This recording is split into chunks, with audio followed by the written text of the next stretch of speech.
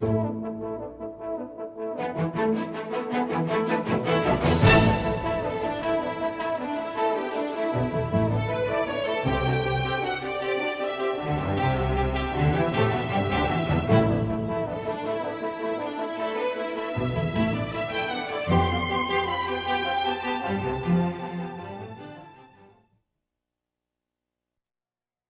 today about the continuation of the story that we started yesterday. And in this lecture, we're going to look at the events which occurred after the catastrophe. Every catastrophe has two phases. Number one, you have the development of the layers and everything during the flood. And then after the flood, you have the reverse, when you have the waters pouring off the land, the continents being lifted up again. So you have the reverse effect. So yesterday we dealt with this part of the geological column where you have most of these fossils, and we started talking about dinosaurs and creatures like this, and I showed you insects and fish and trees and all kinds of fossils like that.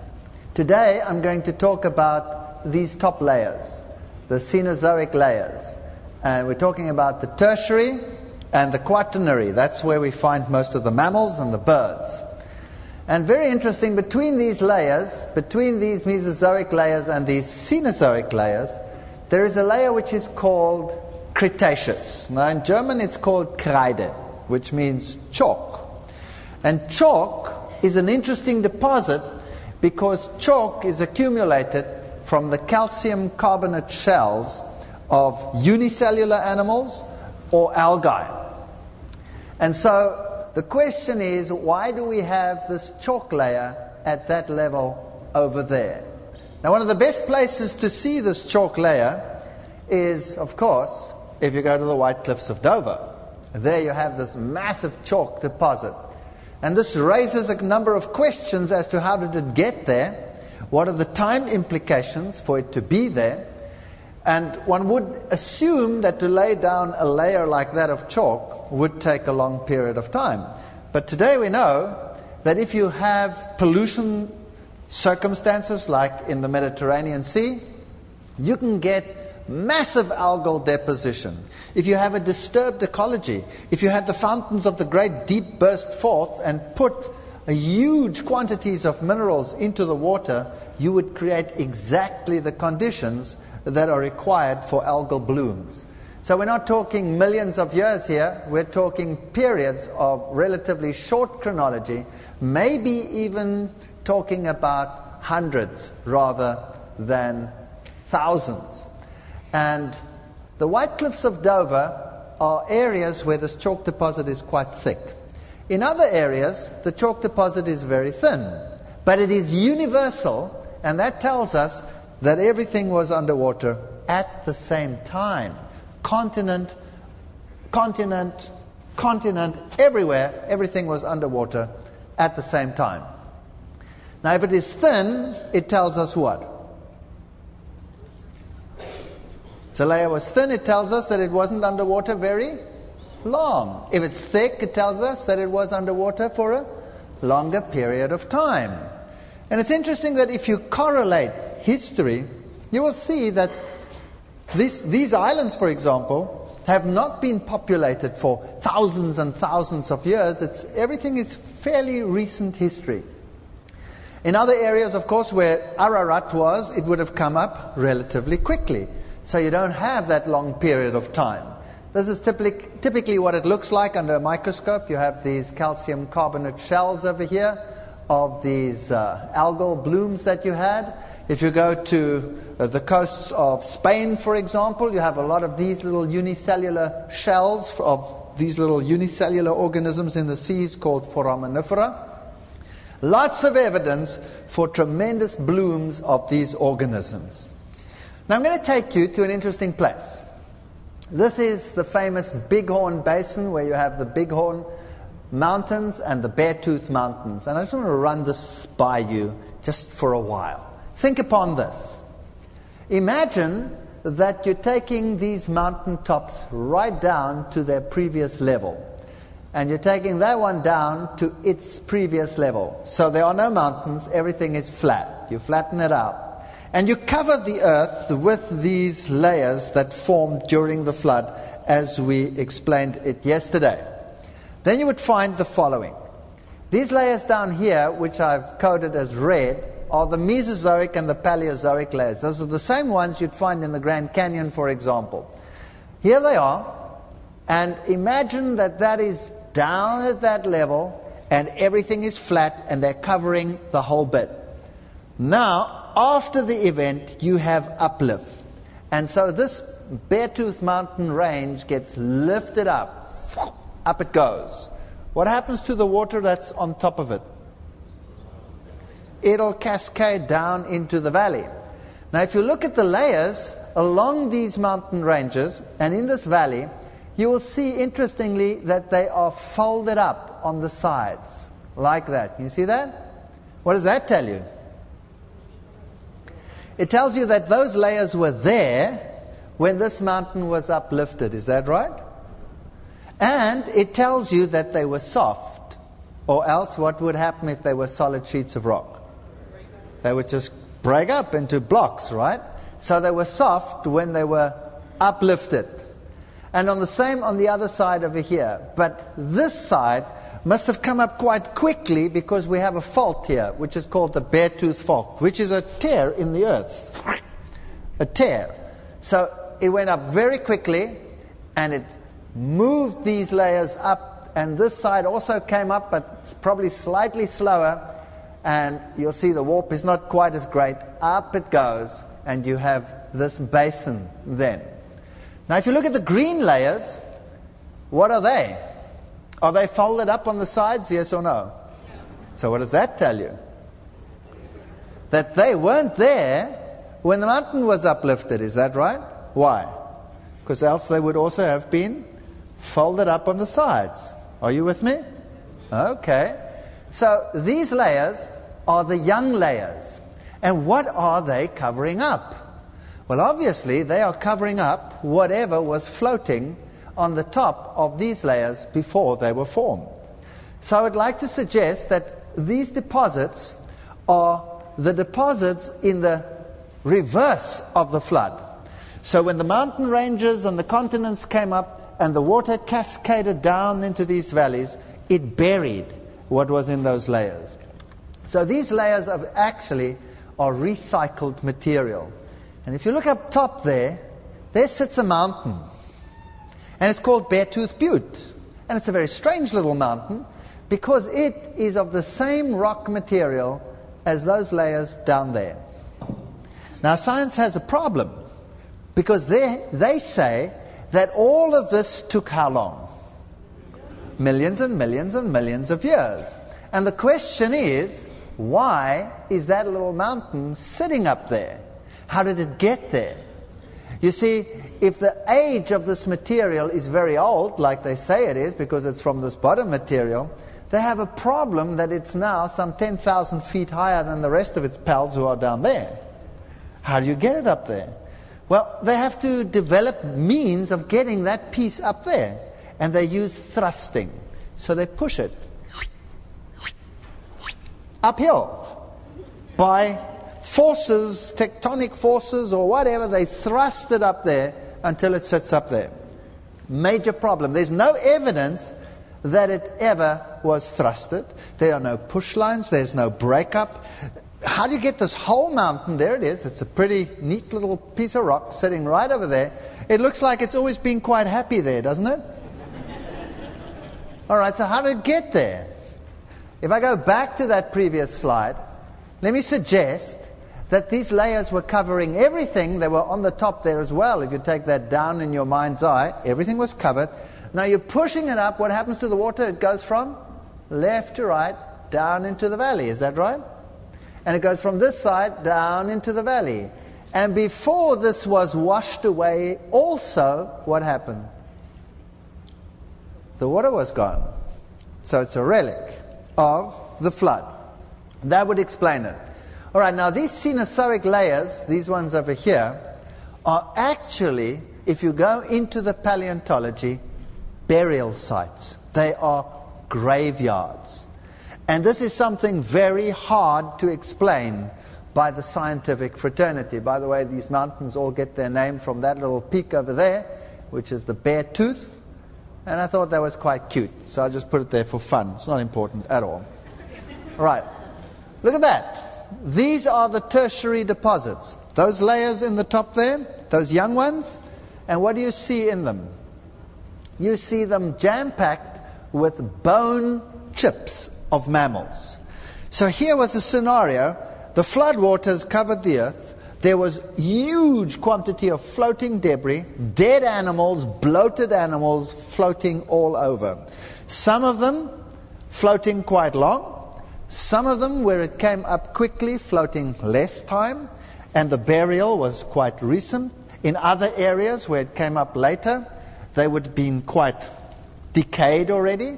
So I would assume that if you find something like this, bone chips of different animals, all broken up, that tells you something about catastrophism. But what does that tell you? In these tertiary deposits, you find sometimes graveyards of thousands of animals, all dumped together, all different kinds of animals, dumped together in a mass grave. Now, surely that is not chance fossilization over millions of years. Would you agree?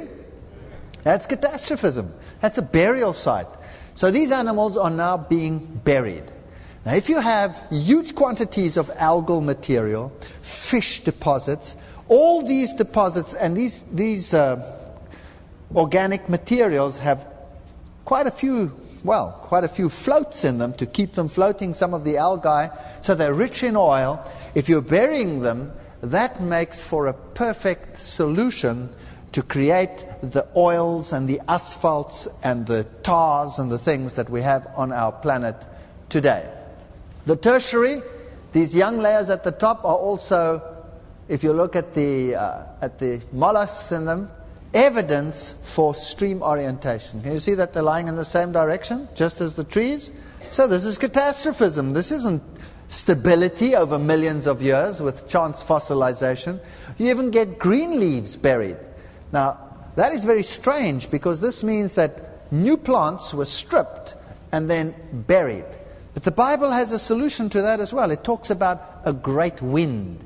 So if you have a wet environment and you have seeds in that environment, and the salt water drains and the fresh water from rain comes on top of them, then that seed can germinate, even if it has been buried for more than a year, 2 years. It's like putting a seed in a granary.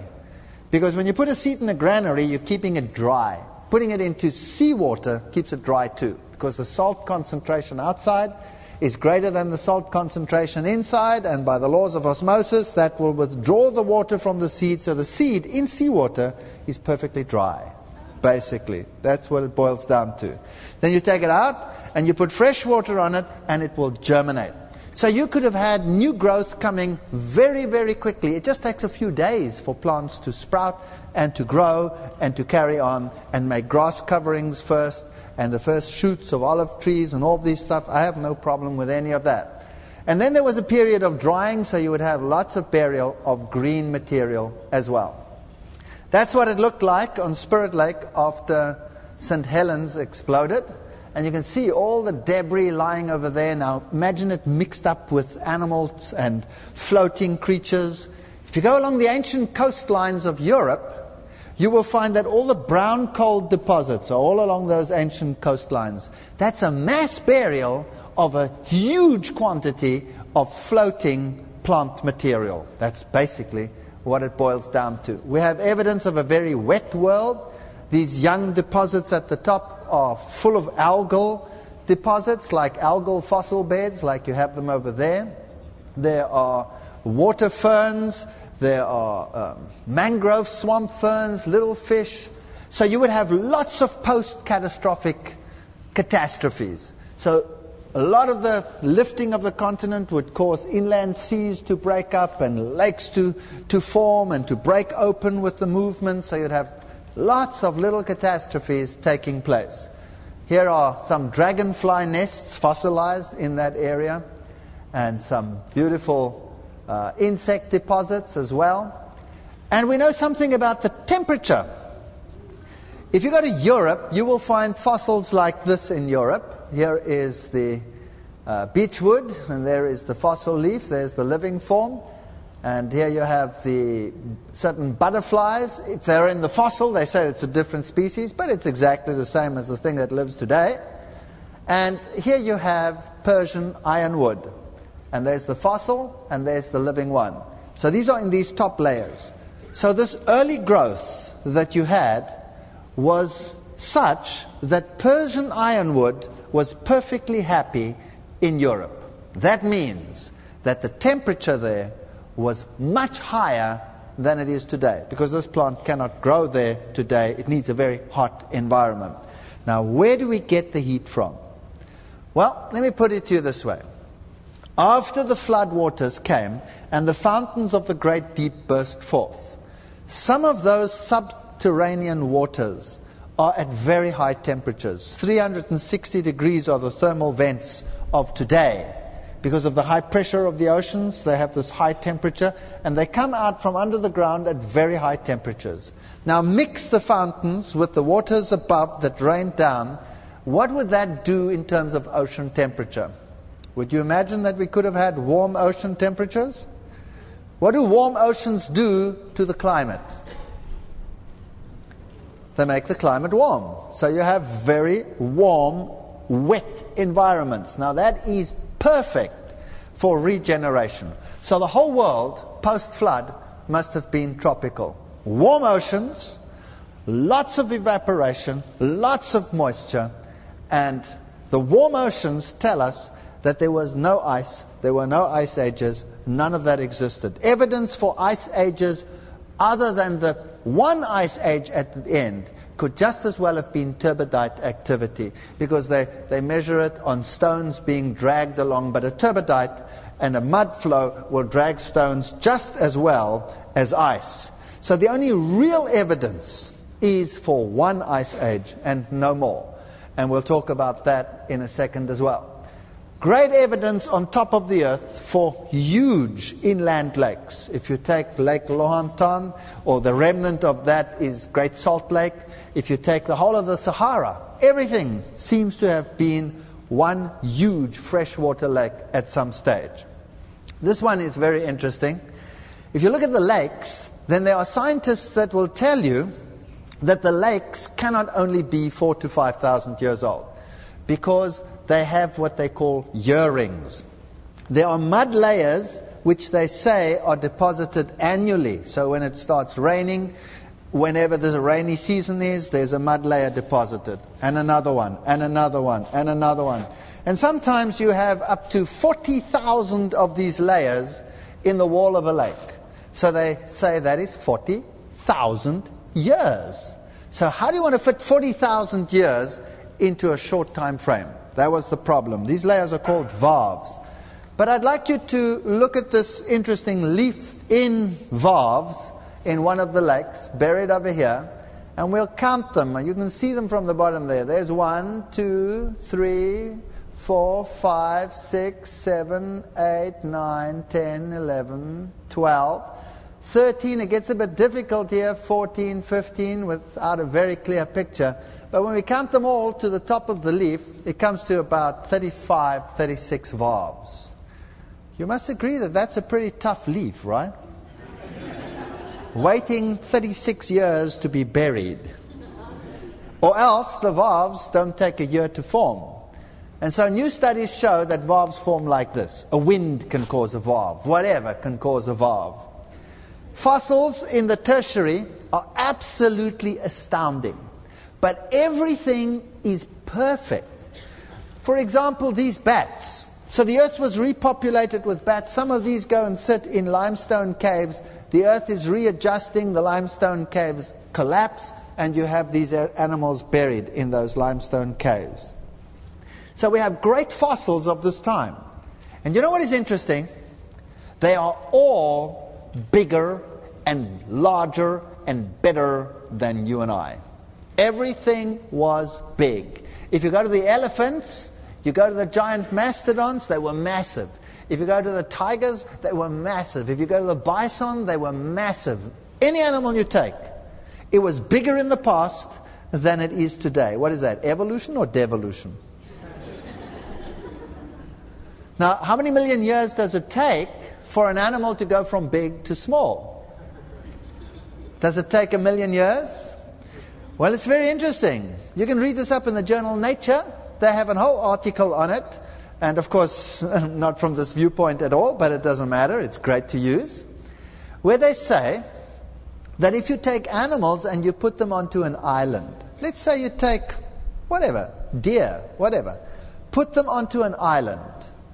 And the island, if it is small enough, will create tremendous competition for resources. And one of the ways animals cope with competition for resources is to try and use less of the resources. How do you do that? You become smaller. A small animal has a higher metabolic rate, but it eats less than a big animal. So if you are smaller, then there is more food to go around.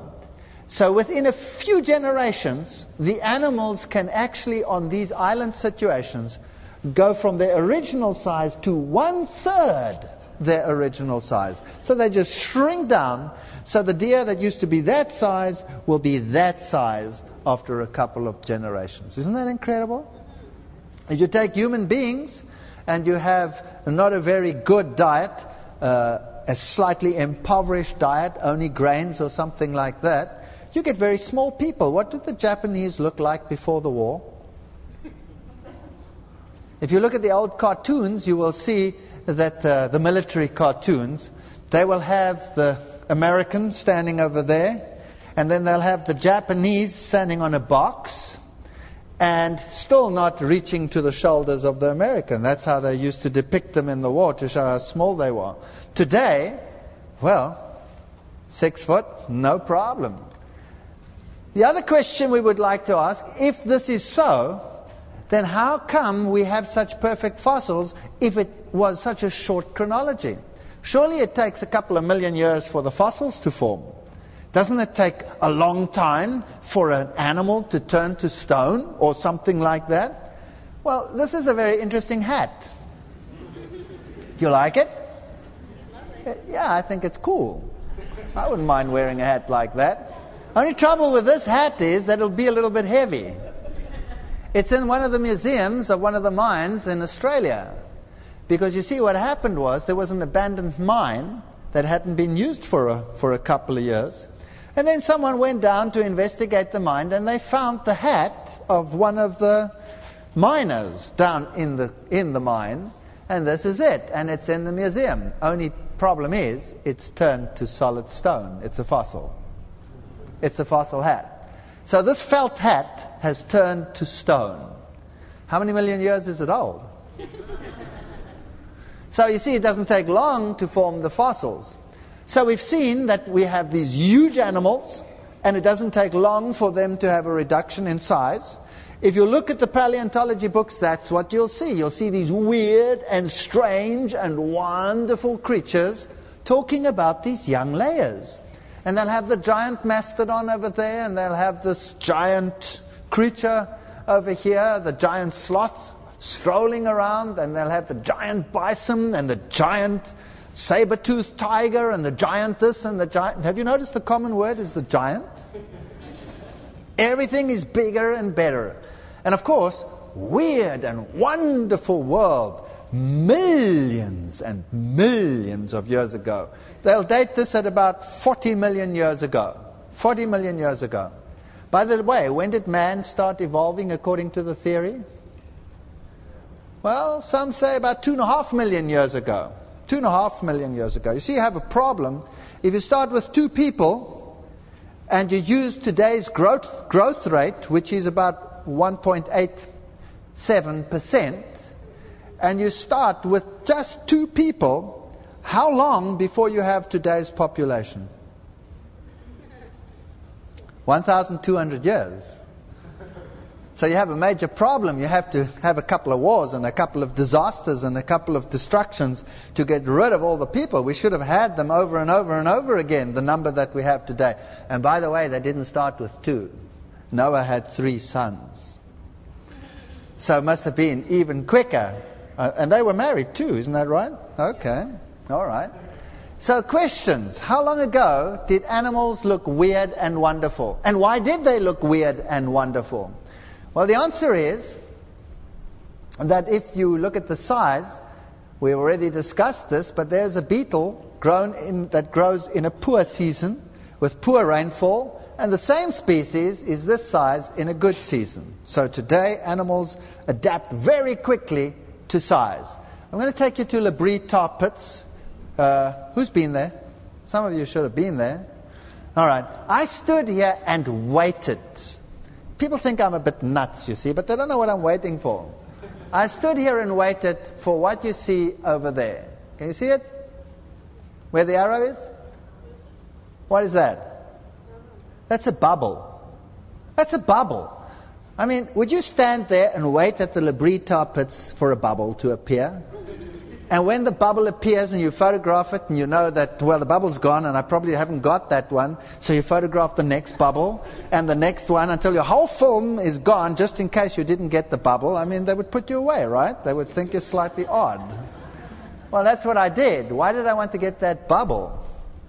Well, you see, the tar comes from the layers underneath where all this organic material had formed tar, and pressure builds up above from the rotting process. That's what fermentation is all about. And then you get this pressure of gas, and the gas pressure pushes it up through cracks in the ground, and it bubbles out at the top. So you have these fissures where the tar comes out. But it's still bubbling. Did you see the bubble? Yes. Okay, it's still bubbling. Now, if I put a hole into the top of a Coke bottle, put a hole in it, how long before my Coke gets flat? Will it take 1,000,000 years? Okay, it won't take 1,000,000 years. Now, rock, is it porous, yes or no? Yes. Yeah. So could gas escape through it eventually, yes or no? So how long is this Coke bottle still bubbling with all these holes in the cap? Can you see that this tar cannot be millions of years old? If you draw oil, what happens if you strike it? Why? Because the Coke is not flat yet. Are you with me? So if it's not flat, how many millions of years old is it with all the holes in the bottle cap? Good question. Okay. Here, you have this tar on the top. The animals that have spread across the globe come and they walk on this tar. They get trapped in the tar. They start sinking down.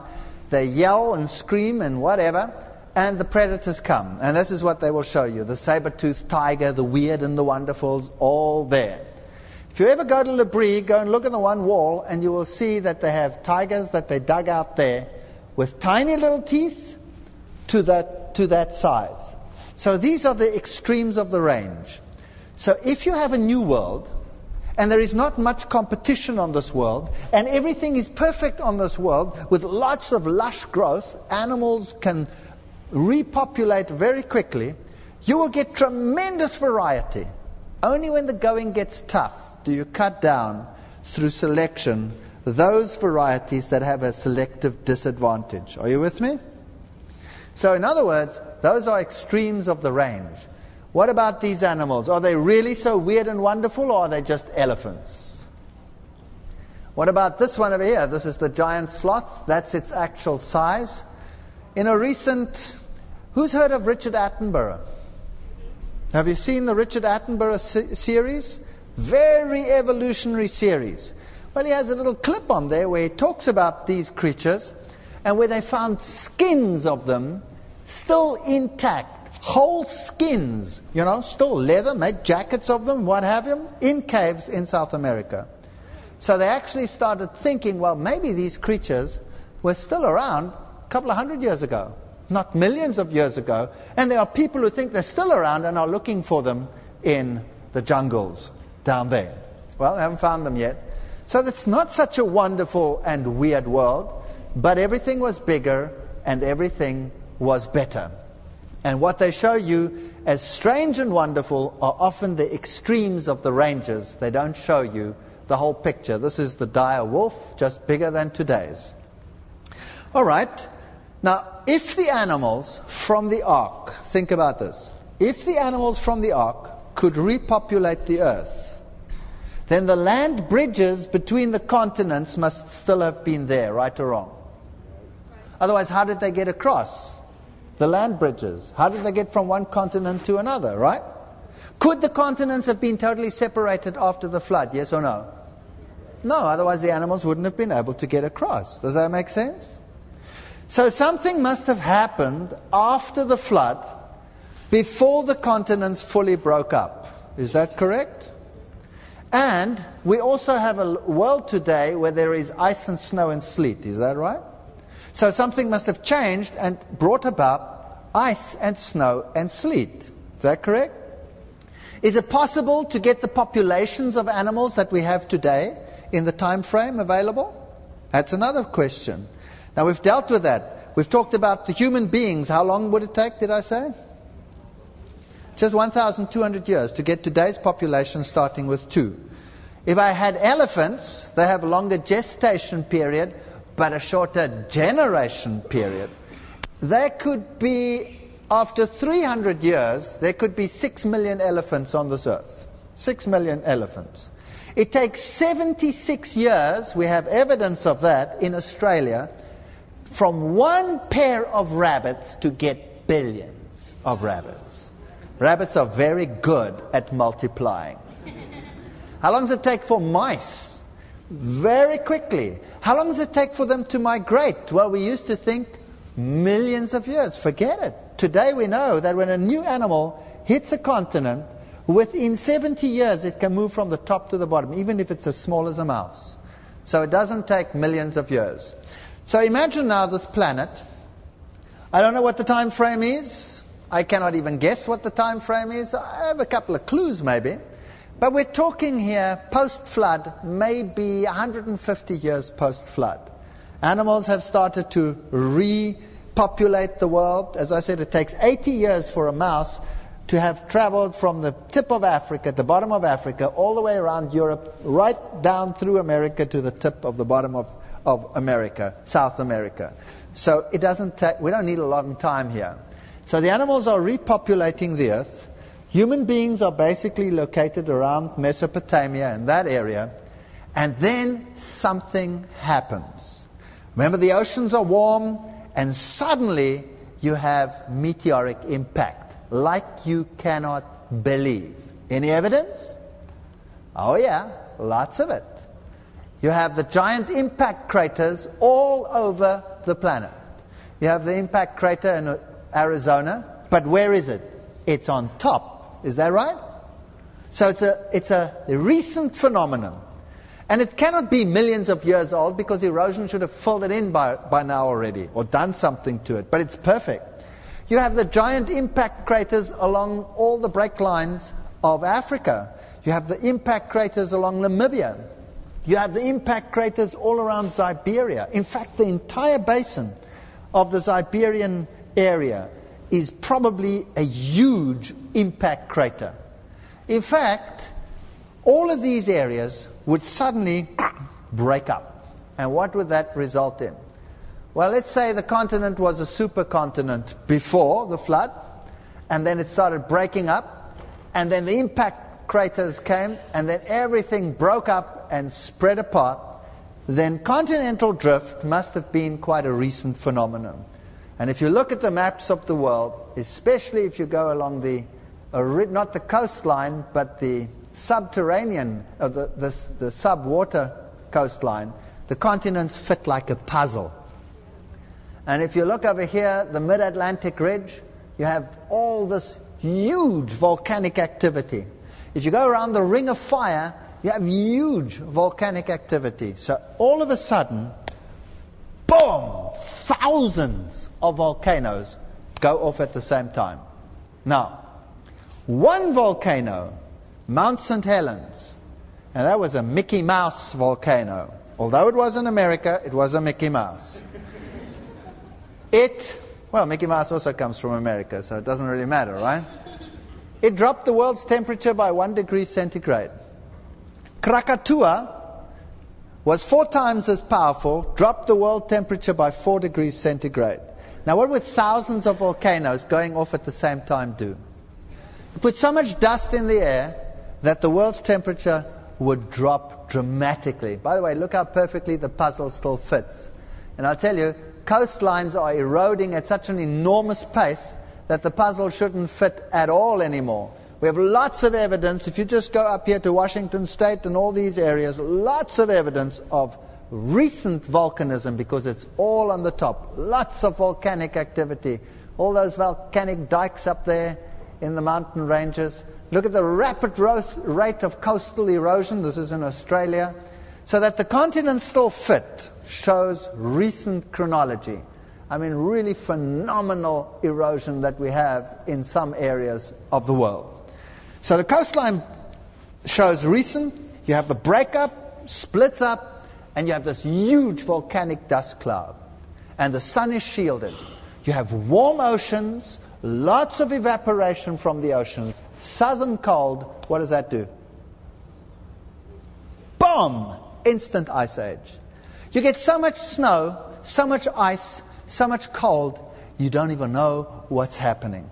And the interesting thing is, with this rapid evaporation from the warm oceans, you would get glaciers coming in onto the land. But what about the coastlines? What would the temperature be along a coastline with the water still warm?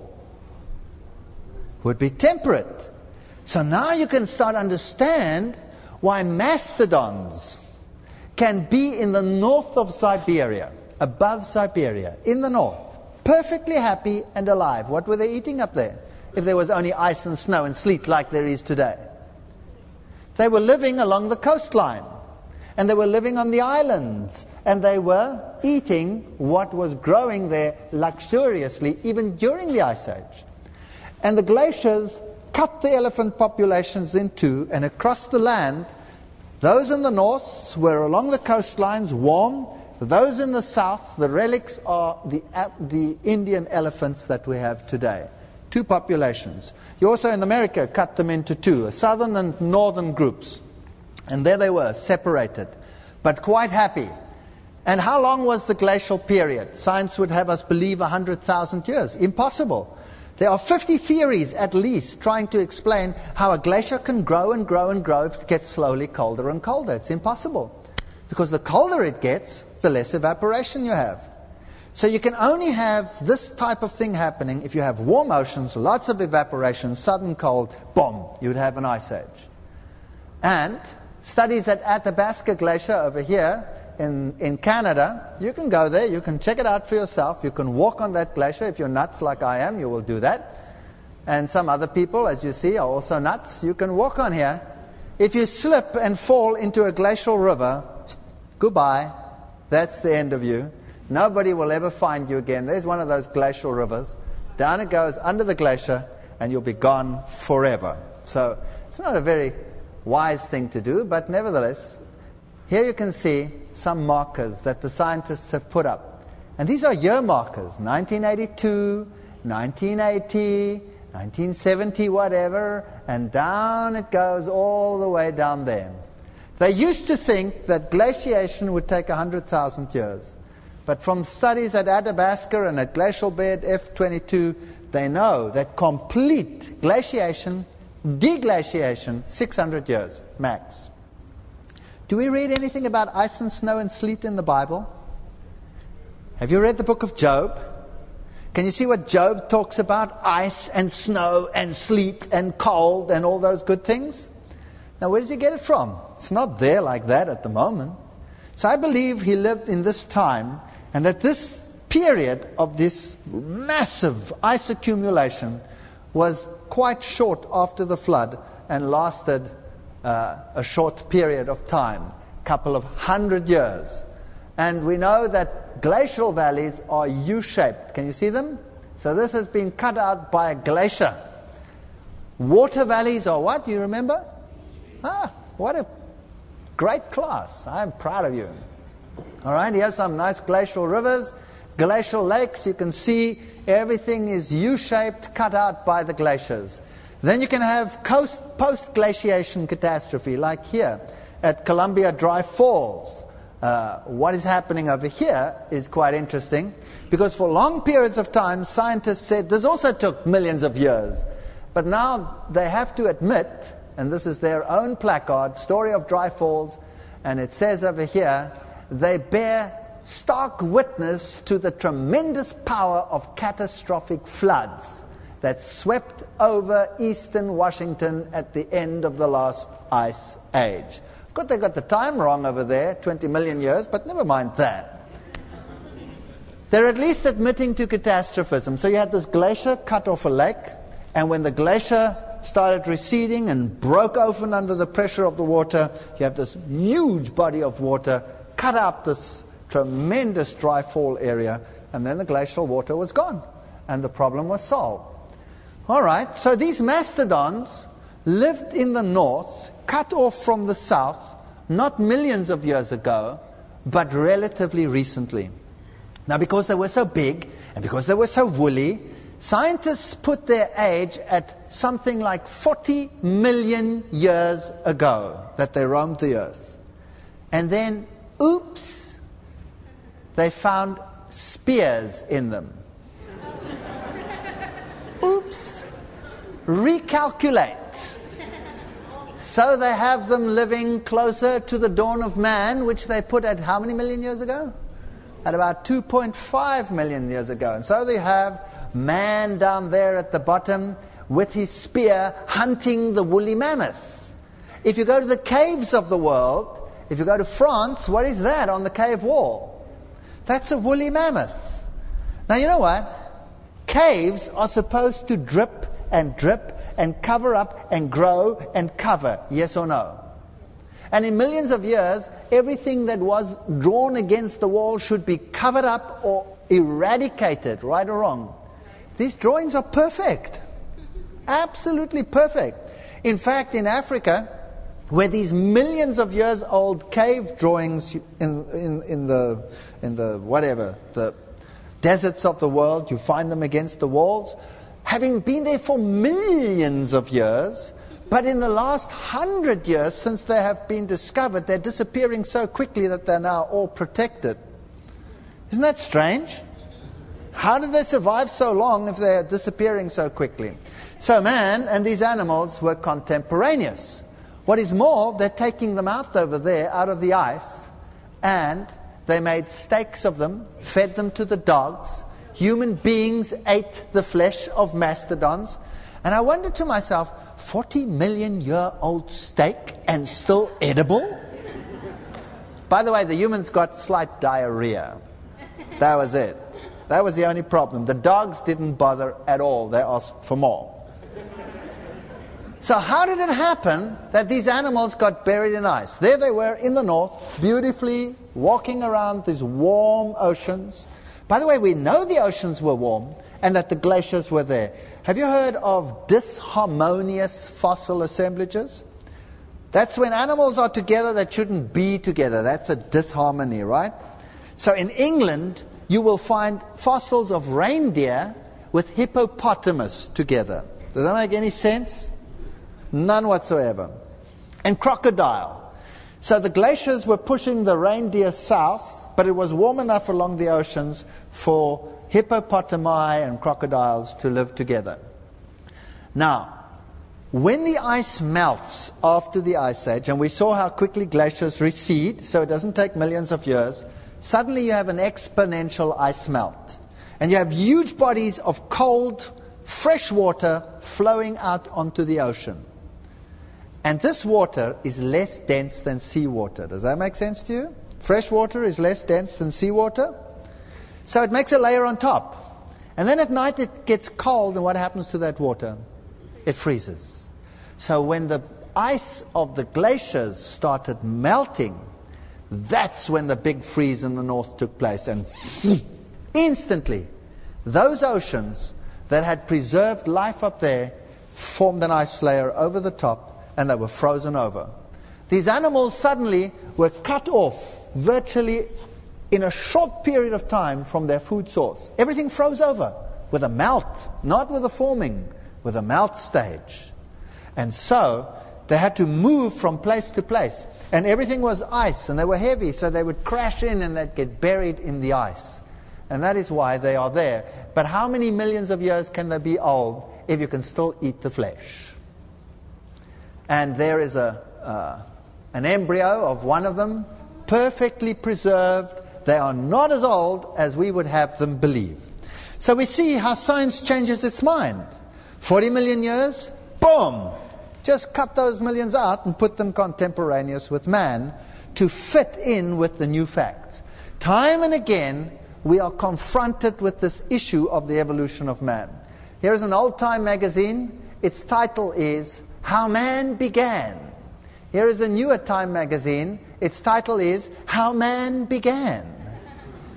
And every time you have these ape-like creatures over there. And I'd like you to look at this so-called ancestor. Can you see all the scratch marks on his face? And all the blood and smeared all over his face. Now why? Why did they put that image up there? You see, it's the mindset. It's not unfair. This is their mindset. This is how they think. This is how I used to think. Obviously, in the past, everything was primitive and less advanced than it is today. Is that right? So they were fighting and clawing and scratching and eking out a living by whacking each other over the head and living that way. So they were vicious, primitive creatures. That's what the world believes. And out of that, you must go to something advanced. Let's have a look at some of the evidence. No scientist says that man evolved from the apes. We used to ridicule creation scientists because they used to use this as a frame, as a forum. We didn't come from the apes. No scientist says that. The apes and man are common descendants of a common ancestor. Are you with me? Your real ancestor is this little guy down there, the tree shrew. Meet your ancestor. That's what he looked like. And he changed over time, and his eyes, instead of being on the side, moved to the front, like this creature up there, this primate, where the eyes are in the front, apparently to judge distance better. Although this guy never makes a mistake when he jumps, somehow they think that is what happened. And then the brain developed, and that's when the primates started developing. And eventually the primates came down from the trees. They were arboreal, they lived in the trees. Then they came down, and they had a total change of diet. They were quite happy with bananas and leaves, but then they developed a liking for the buck and the deer and what have you in the plains, took a club, clobbered them to death, and started eating meat. So they say. So there was a change in diet. And the theory, the popular theory is that man has his cradle in Africa, and this is called the out of Africa theory, and spread to the rest this way. On the other hand, also in the very same textbooks, you will find what is called the multi-regional hypothesis, that man sort of developed contemporaneously with some of the others and didn't really have a particular cradle. So the evidence is obviously confusing enough to say, now hang on a second, did he come out of here? Did he come out of Asia? And all kinds of arguments surrounding this issue. Let's have a look at some of the evidence.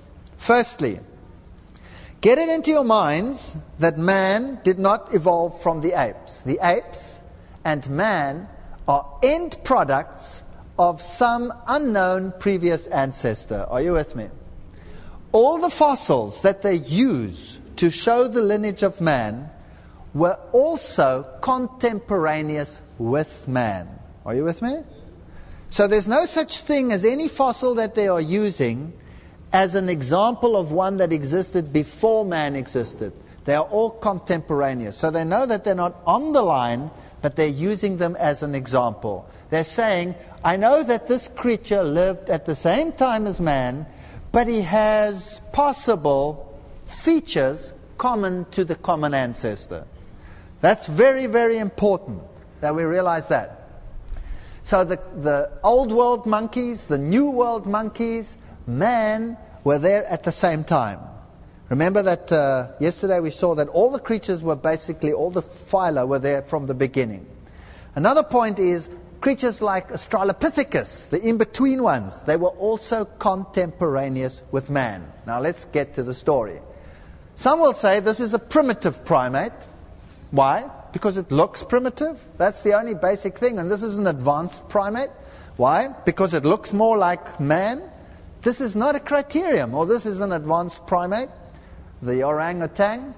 But the ape-like ones and the man-like ones were contemporaneous. They lived at the same time. Yet, we are to believe that you went from the haunched gait to the upright gait. And somehow, in that, freed the hands, and this made for greater intelligence, and what have you. Now let's have a look at what the various groups say. This is Louis Leakey over here. He's of course dead now, but his whole protege are the ones that are carrying on with this work. Their ancestor is this one over there. Australopithecus is the one. Australopithecus, pithecus means ape. So this is an ape. But they say that this ape, although he lived together with modern man already, has features that were probably in between sort of the really modern apes and man. And then they take him through various lines of Pithecanthropus erectus and Homo erectus to Neanderthalensis over there, Neanderthal man, and then Cro-Magnon man over there. That's their lineage. And their most famous fossils were found at Olduvai Gorge, and all of them are either 100% ape or they are 100% hominid, human-like. This one over here, Olduvai Bed 2, they find this famous skull, which is skull 1470 from the Kenya Museum. There it is. That is the ultimate in-between fossil. That's what they've got of him. That's it. And they say the skull is 100% ape. No doubt, he's an ape. No doubt. But he probably walked upright, so they say. Why? Because you find footprints at Olduvai of human-type footprints, and they say that they were made by Australopithecus. Now, problem. Humans and Australopithecus, were they contemporaneous, yes or no? In fact, in Olduvai Bed 2, they find the skulls. In Olduvai Bed 1, which is older, they find remains of human huts. So who was there before? Humans were around. So who says those footprints are ape footprints? Who says they're not human footprints? In fact, they have all the features of human footprints. In fact, they are human footprints, but they want them to be something else. And there is no other complete fossil to make it anything else. So there are many scientists who are saying Australopithecus is just another ape. By the way, they have different species of Australopithecus. You get very sophisticated. You have Australopithecus robustus, which means the robust one, the tough one. He had a ridge on the top. Then you have Australopithecus africanus, the one who comes from Africa. Then you have Australopithecus afarensis, the one who comes from far. And they're all different species. Did you know that male gorillas have a ridge and female gorillas don't have a prominent ridge? Does that make them two species? But when you find them in the fossils, it certainly does make them two species. Well, this is Johansen. Johansen is the next one to bring evidence for the Australopithecus line, but he has another source. His most famous fossil is this one over here. She's called Lucy. You've all heard of Lucy? Lucy is no beaut, as you see, but anyway, she is the ancestor type, according to him, but contemporaneous with man already. Have you all got that? Okay. Now this is his fossil. The head over there is 100% ape. You cannot change it. He says that the arm to leg ratio is halfway between that of man and the apes. Now in man, the arm is 75% the length of the leg. The leg is longer than the arm. All right? So the ratio is 1 to 0.75. In an ape, the leg is as long as the arm. So the ratio is 1 to 1. Lucy has a ratio, if I remember correctly, of 1 to 0.87. that's nicely in between the man and the apes. But if you look at the fossil, there's a big chunk of the arm missing over there. There's a big piece missing over there. By the way, there's a piece missing over there as well. There's a femur. The other femur is not there. The tibia is not there. There's a huge chunk missing over there. How do you calculate 0.87? I'd like to have his computer. It can do more than mine can. So let's forget about the ratio. You can't tell. So another bit of evidence, he talks about the hip. Now there's the hip. The hip, he says, is such that Lucy walked upright and not like this. She walked upright. Question. Is it with this hip that she walked upright? Well, not quite. You see, this hip is 100% ape. In fact, with that hip, Lucy walked like this, like apes do. So why does he say that the hip is actually an evidence for upright gait? Well, he says the hip got twisted during fossilization. But you see, there's only one hip, so you can't see whether it was twisted because the other one's gone. All right? So how do you know? You don't know. And if it is like it is, then she was an ape. So how can he be so sure? Well, he's sure because of the knee. You see, the knee is the one feature on this fossil that is human. And therefore, if the knee is human, then the hip is human, and the arm-to-leg ratio must be in between, and the skull must be ignored. Trouble is that the knee, and that they don't tell you, was never found with the fossil. The knee comes from other rock strata, totally different rock strata. And man and the apes were contemporaneous. The knee does not belong to Lucy. It wasn't found with Lucy. So if you take Lucy, what was she? 100% ape. So there are people that write in scientific journals which say she was probably something like a pygmy chimp. So what evidence is there for the ascent of man? What about the Neanderthals? There's a nice Neanderthal skull over there. A lot of these actually come from grave sites. And there is this one looking like, like a moron. Where does he come from? We know that this is the type fossil that they used was of an arthritic man, probably syphilitic, because you can see from the bone structure that there was a major problem here. So this is an old arthritic man with another social disease which changes bone formation. Interesting, their brain capacity was larger than yours and mine. So if anything, we've gone backwards. And here you have Australopithecus in the Museum of Natural History in Germany. They've put him in a suit. He looks perfect.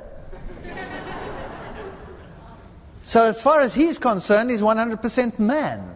If you go to special fossilized remains like tar pit organisms like Grauballer man and Talon man over here, you find them buried with trinkets and with sun god offerings, so sun worship was very important. You will find that their throats are slit. This one here, for example, from ear to ear, so he was a sacrifice to the sun god. And interesting, some of these fossils are very large. In fact, they are meters tall. 2.5 meters is nothing unusual for some of these. So you have major problems here with size and retrogression and all of this. So what evidence is there for the ascent of man? When the Iceman was found, big excitement. Huge stories about Iceman found in the Alps. And then, deathly silence. Why? Because he was so ordinary. That was the problem. He was so ordinary. Or you find, like here, you have fossils, which are not really fossils. These are mummies from China. Perfect Caucasian people, just like any Caucasian of today. There's the female, 100% Caucasian. So just a few thousand years ago, there were Caucasians all over China. Let's ask science to reconstruct the evolution of man. So this is Scientific American. They tell you how it's done. Sometimes you find a bone chip. Let's say you find a piece of the skull. Let's say you find that top piece of the skull over there. And you say, okay, if this piece looked like that, then this looked like this, and that looked like that, and that, and you reconstruct the whole skull. They use forensic medicine. Now please, with forensic medicine you have the whole skull and you reconstruct what you see. Here you have a tooth and you reconstruct the whole skull. Or you have a bone chip or a piece of a jaw and you reconstruct the whole skull. You need a lot of mental energy to do that. And your mindset determines what your end product is going to be. This is no fun. Nebraska man started off with a tooth until they found the rest of the fossil and it was a pig. Remember that? So you really need a lot of mental energy. All right, they start with a bone chip or a piece of bone fragment, and then they put together a skull. Then they put on the flesh, and you have something like this. And then they put on the skin. And notice from this tiny little piece of bone, you can actually determine how long the upper lip is. Can you see that? And then you give him his expression, and you give him his hair, and you give him that dumb look.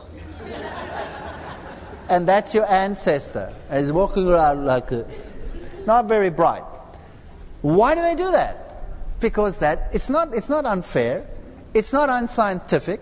That's their mindset. The mindset is, I came from the primitive and I'm going to the advanced. And that's what you're going to get.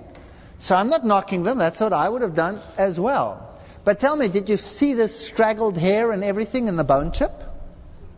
Did you see the look in the eyes, that empty glare in the bone chip? Did you see it? Sure you didn't. And another thing that they do is they use asymmetry.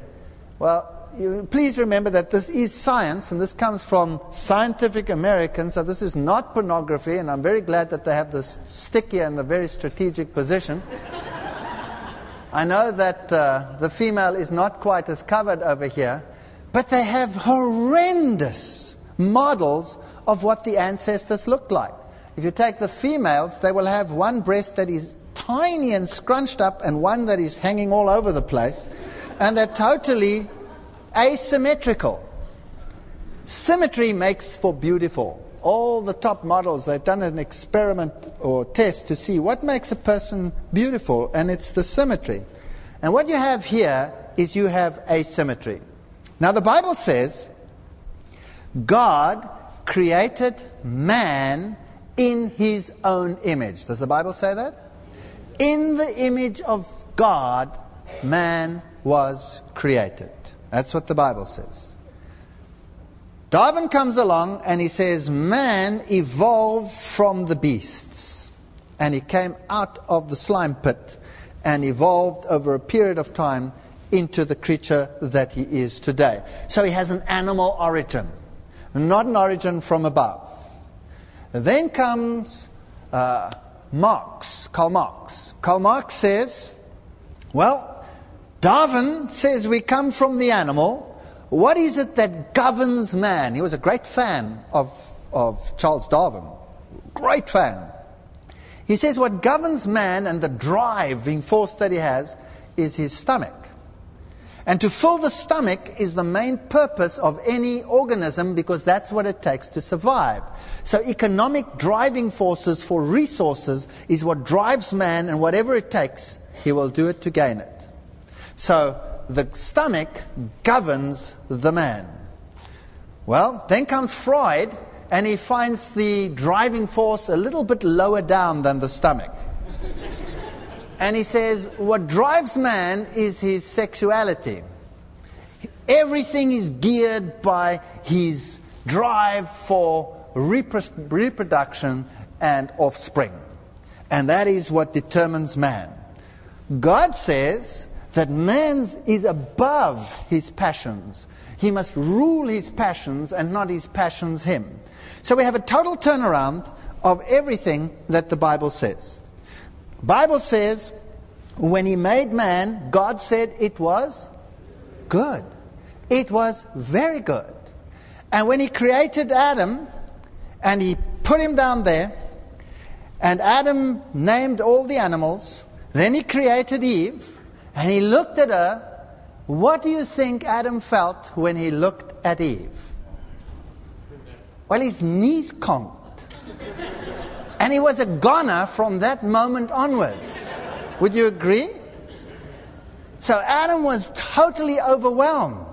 If this had been what Adam saw, the sin problem would not have been a problem. Adam would still be running and he couldn't care what Eve did anyway, right? So we have a great controversy here. Either we had this noble origin, or we had this lowly origin. The one comes from above, the other comes from below. 2 Peter chapter 3, verse 3 says, knowing this first, that there shall come in the last days scoffers, walking after their own lusts and saying, where is this promise of his coming? Ever since our fathers fell asleep, all things continue as they were from the beginning of creation. Everything continues as it was always. That's the law of uniformitarian thinking. The past must be explained by the present. For this they are willingly ignorant of. Now let's see what they don't want. That by the word of God the heavens were of old, and the earth standing out of the water, and of the water, and in the water. So the creation account will be negated. They will be willingly ignorant that God created. Whereby the world that then was being overflowed with water perished. What else will they deny? A worldwide flood. Does science do that? Science does all of these things. They deny creation. They deny a worldwide catastrophe. Why?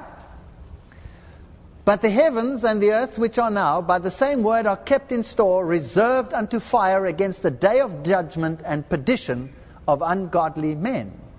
The flood was God's judgment. Is that correct? Yes. On a sinful world. And God says there will come a final judgment which won't be by water, but will be by fire. Now, if I don't want to be subject to a God, and I don't want to be subject to a judgment, then I have to deny the existence of God. And if God has left so much evidence for a previous judgment, which would enforce a subsequent judgment, then people might come to their senses. So why not deny a previous judgment, and you don't have to worry about a judgment that's going to come? Does that make sense? So the whole aspect of the Godhood and everything he stands for has to be denied. Why? Because they are willingly ignorant. They don't want a God. There is no room for a God in their formula. When I was an atheist, there was no room for God. God didn't exist. Don't believe that atheists don't believe in anything. Atheists believe everything. Anything. As long as it's not God. Right? That's what atheism is about. You'll find atheists in the New Age movement thinking that they themselves are God. Isn't that right? You will find them in the spiritistic world playing and all these kinds of things. And talking with spirit mediums, that's fine. Working with their spirits, but please, no God. So the issue tonight is, either God's word is true, and then what else it says in the Bible is also true, or it is not true. The choice is yours. You can belong to this group that says there was no creation, there was no flood, or you can believe that thy word is truth.